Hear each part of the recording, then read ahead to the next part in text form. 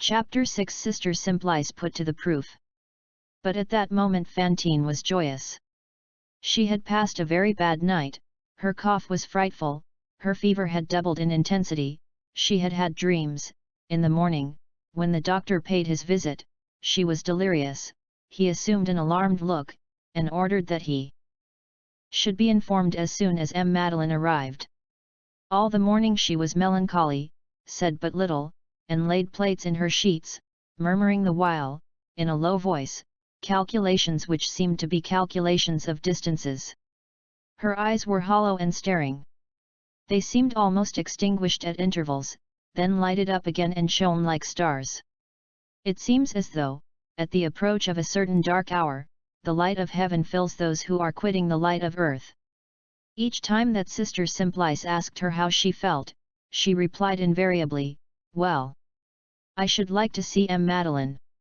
Some months before this, at the moment when Fantine had just lost her last modesty, her last shame, and her last joy, she was the shadow of herself. Now she was the spectre of herself. Physical suffering had completed the work of moral suffering.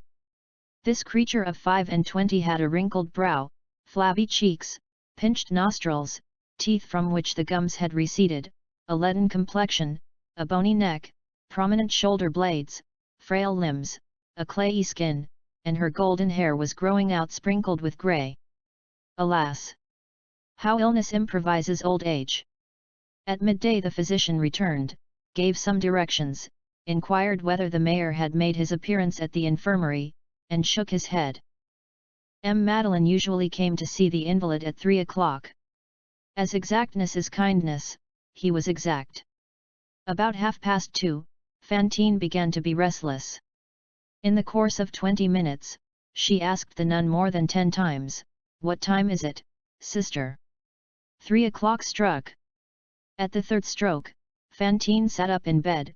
She who could, in general, hardly turn over, joined her yellow, fleshless hands in a sort of convulsive clasp, and the nun heard her utter one of those profound sighs which seem to throw off dejection. Then Fantine turned and looked at the door. No one entered, the door did not open. She remained thus for a quarter of an hour, her eyes riveted on the door, motionless and apparently holding her breath. The sister dared not speak to her. The clock struck 3:15. Fantine fell back on her pillow. She said nothing, but began to plait the sheets once more. Half an hour passed, then an hour, no one came. Every time the clock struck, Fantine started up and looked towards the door, then fell back again. Her thought was clearly perceptible, but she uttered no name, she made no complaint, she blamed no one. But she coughed in a melancholy way. One would have said that something dark was descending upon her. She was livid and her lips were blue. She smiled now and then. 5 o'clock struck. Then the sister heard her say, very low and gently, "He is wrong not to come today, since I am going away tomorrow." Sister Simplice herself was surprised at Madeleine's delay. In the meantime, Fantine was staring at the tester of her bed. She seemed to be endeavouring to recall something. All at once she began to sing in a voice as feeble as a breath. The nun listened. This is what Fantine was singing. "Lovely things we will buy as we stroll the faubourgs through. Roses are pink, cornflowers are blue. I love my love, cornflowers are blue. Yesterday and the Virgin Mary came near my stove, in a broidered mantle clad, and said to me, 'Here, hide neath my veil the child whom you one day begged from me. Haste to the city, buy linen. Buy a needle, buy thread. Lovely things we will buy as we stroll the faubourgs through. Dear Holy Virgin, beside my stove I have set a cradle with ribbons decked. God may give me his loveliest star, I prefer the child thou hast granted me. Madam, what shall I do with this linen fine? Make of it clothes for thy newborn babe. Roses are pink and cornflowers are blue. I love my love, and cornflowers are blue. Wash this linen. Where? In the stream. Make of it, soiling not, spoiling not, a petticoat fair with its bodice fine, which I will embroider and fill with flowers. Madam, the child is no longer here, what is to be done? Then make of it a winding sheet in which to bury me. Lovely things we will buy. As we stroll the faubourgs through. Roses are pink, cornflowers are blue. I love my love, cornflowers are blue. This song was an old cradle romance with which she had, in former days, lulled her little cassette to sleep, and which had never recurred to her mind in all the 5 years during which she had been parted from her child. She sang it in so sad a voice, and to so sweet an air, that it was enough to make anyone, even a nun, weep. The sister, accustomed as she was to austerities, felt a tear spring to her eyes. The clock struck 6. Fantine did not seem to hear it. She no longer seemed to pay attention to anything about her. Sister Simplice sent a serving maid to inquire of the portress of the factory, whether the mayor had returned, and if he would not come to the infirmary soon. The girl returned in a few minutes. Fantine was still motionless and seemed absorbed in her own thoughts. The servant informed Sister Simplice in a very low tone, that the mayor had set out that morning. Before 6 o'clock, in a little tilbury harnessed to a white horse, cold as the weather was, that he had gone alone, without even a driver, that no one knew what road he had taken, that people said he had been seen to turn into the road to Arras, that others asserted that they had met him on the road to Paris. That when he went away he had been very gentle, as usual, and that he had merely told the portress not to expect him that night.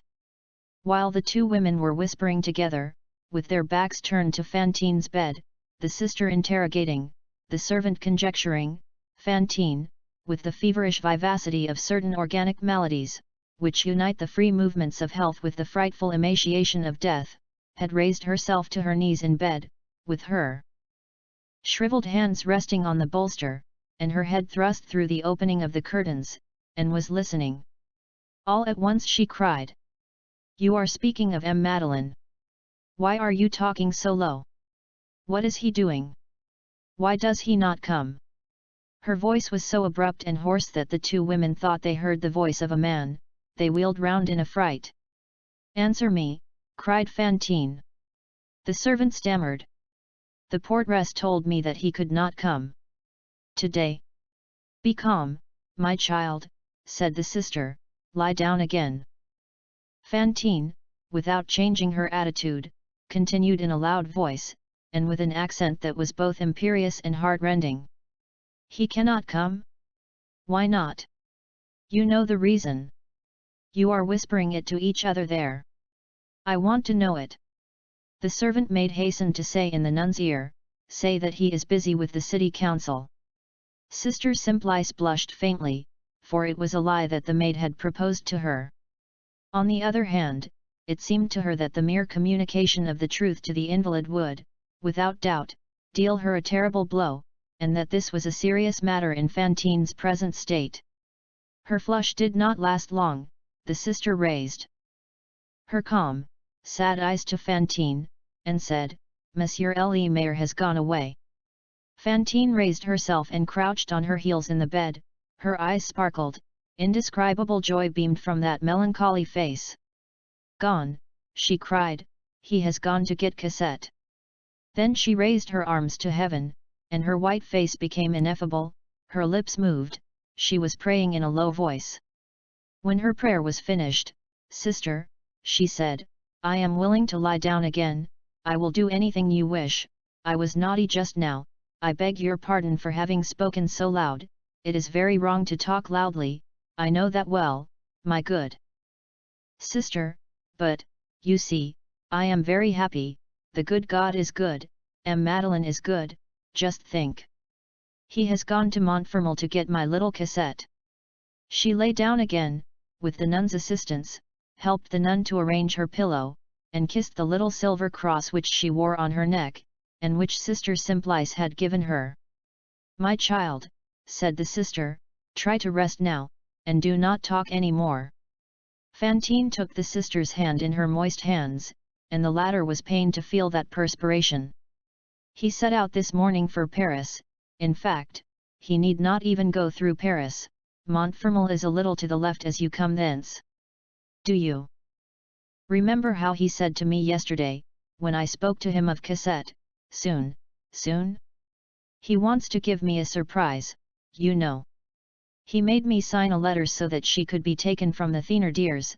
They cannot say anything, can they? They will give back Cassette, for they have been paid. The authorities will not allow them to keep the child since they have received their pay. Do not make signs to me that I must not talk, sister. I am extremely happy, I am doing well, I am not ill at all any more, I am going to see Cassette again, I am even quite hungry. It is nearly 5 years since I saw her last. You cannot imagine how much attached one gets to children, and then, she will be so pretty, you will see. If you only knew what pretty little rosy fingers she had. In the first place, she will have very beautiful hands.